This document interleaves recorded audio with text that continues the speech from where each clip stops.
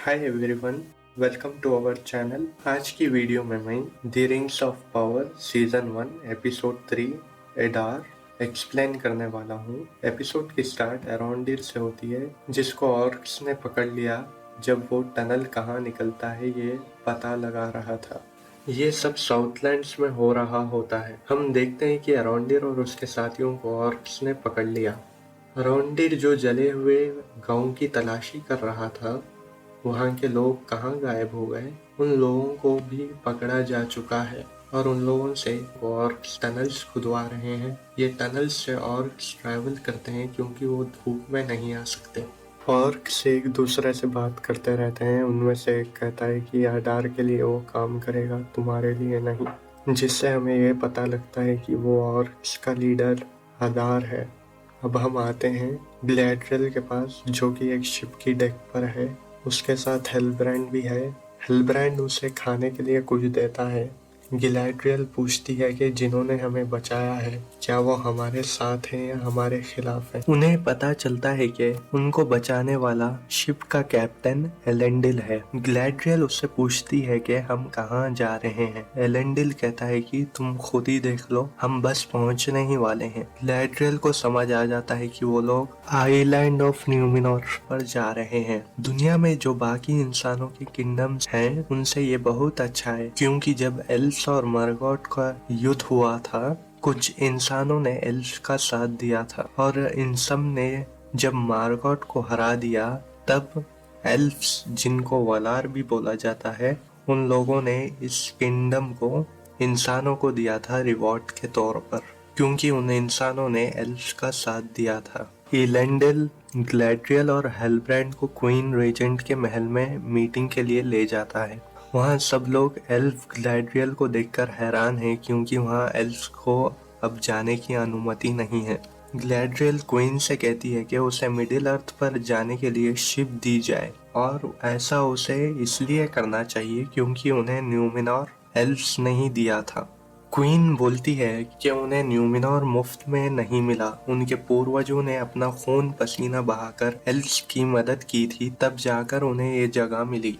हेलब्रांड बीच में आता है और क्वीन को कहता है कि हमें कुछ दिन यहाँ रहने दें, तब तक क्वीन अपने चांसलर और सलाहकारों के साथ ये फैसला कर पाए कि उनकी मदद करनी चाहिए या नहीं। ग्लैड्रियल कहती है वो यहाँ रुकने के लिए तैयार है, लेकिन वो कैदी बनकर नहीं रहेगी। चांसलर फेरोजोन कहता है कि तुम लोग न्यूमिनोर के मेहमान होगे। उसके बाद क्वीन फेरोजोन से पूछती है, मुझे ये कैप्टन एलेंडिल के बारे में बताओ।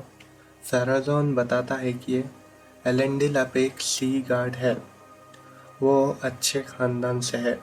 उसके बेटे का नाम है इसेल्डूर और बेटी का नाम है एरियन।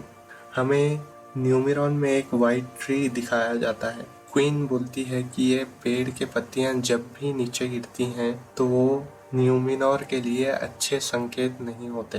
क्वीन एलेंडिल को ग्लैड्रियल पर निगरानी रखने की जिम्मेदारी देती है। हम देखते हैं कि ग्लैड्रियल न्यूमिनोर से भागने की चक्कर में है, तभी उसे एलेंडिल मिल जाता है और वो कहता है तुम यहाँ से भाग नहीं पाओगी। ग्लैड्रियल उसे कहती है कि यहाँ उसे कोई पसंद नहीं करता, तो एलेंडिल कहता है कि नहीं, ऐसा नहीं है, और वो एल्विश भाषा में ग्लैड्रियल से बात करता है। ग्लैड्रियल पूछती है तुम्हें एल्विश कैसी आती है, तो वो कहता है हॉल ऑफ फ्लोर में, जहाँ वो पला बड़ा, उसने वहीं से सीखी है और आज भी वो एल्विश भाषा वहाँ सिखाई जाती है। ग्लैड्रियल और एलेंडिल हॉल ऑफ फ्लोर पर जाते हैं। वहाँ ग्लैड्रियल को पता चलता है कि हॉल ऑफ फ्लोर एलरोस ने बनाया था, जो कि एलरॉन्ड का भाई है। ग्लैड्रियल एलेंडिल को शुक्रिया अदा करती है उसको यहाँ लाने के लिए। एलेंडिल कहता है कि ये जगह लास्ट किंग की वजह से बच गई। वो एल्फ से वफादार हैं अभी भी, जिसकी वजह से उन्हें सिंहासन से हटा दिया गया। वो अब अपने ही टावर में कैद हैं। तभी वहाँ एक शख्स आता है लेटर्स लेकर। वो लेटर्स उन्हें किसी इंसानी जासूस से मिले थे। ग्लैड्रियल को वही निशान दिखता है जो उसके भाई की बॉडी पर था। थोड़ी देर बाद ग्लैड्रियल को ये समझ में आ जाता है कि ये एक निशान नहीं, साउथलैंड्स का मैप है। वो वही जगह है जहां ऑर्क्स ने अराउंडिर और उसके साथियों को पकड़ा हुआ है। ग्लैड्रियल को लगता है कि साउथलैंड्स पर शैतानी ताकतों का घेरा हो रहा है। उसके बाद एलेंडिल अपने बेटा और बेटी से मिलने जाता है। उसके ओहदे को क्वीन ने बढ़ा दिया है और उसे गैलाड्रियल पर नजर रखने के लिए कहा गया है।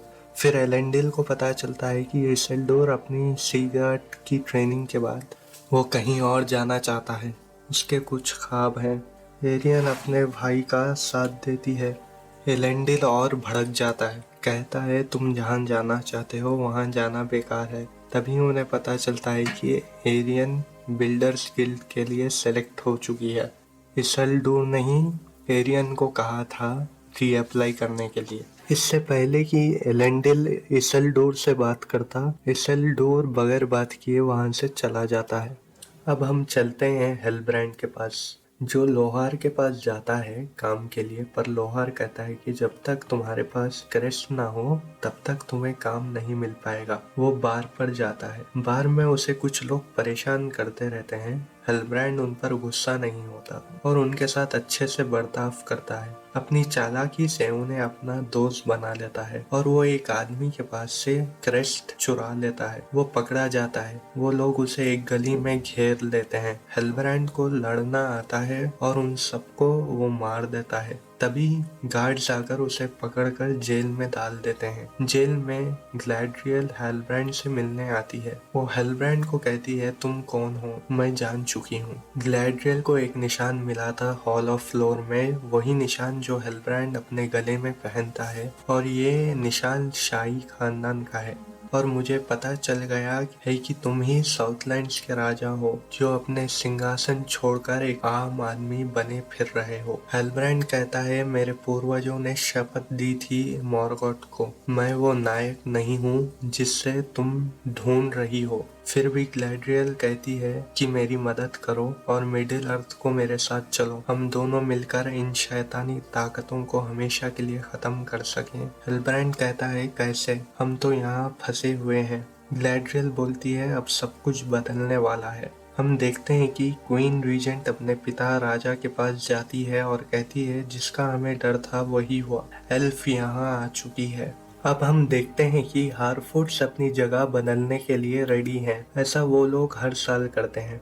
इसी का फायदा उठाकर नोरी और पॉपी सैडोक के पास उसकी किताबों में वो स्टार्स का ढूंढ रहे हैं, जिससे वो शख्स जो आसमान से गिरा था उसकी मदद हो जाए। और नूरी वो एक सितारों का पेज चुरा लेती है। हम देख सकते हैं कि हारफोर्ड्स की मीटिंग चल रही है जिसमें सैडोक स्पीच दे रहा है। वो अपने पुराने साथियों को याद कर रहे हैं। तभी वो आसमान से गिरा हुआ शख्स आता है। वो उस सितारों के पन्नों को देखते रहता है। गलती से उससे वो पन्ने जल जाते हैं और वो सब हारफोर्ड्स के सामने आ जाता है। वो लोग इसको देखकर हैरान हो जाते हैं। वो नोरी का नाम लेता है, जिससे सब हारफोर्ड्स को पता लग जाता है कि इसकी मदद नोरी ने की है। हारफोर्ड्स को नोरी का उसको मदद करना ठीक नहीं लगा और वो लोग ये डिसाइड करते हैं कि नोरी और उसकी फैमिली को उनके काफिले से सबसे पीछे चलना पड़ेगा। सुबह होती है, सब हारफोर्ड्स निकल जाते हैं। नोरी और उसके पिता को आगे बढ़ने में परेशानी हो रही है क्योंकि उसके पिता के पैर में चोट है।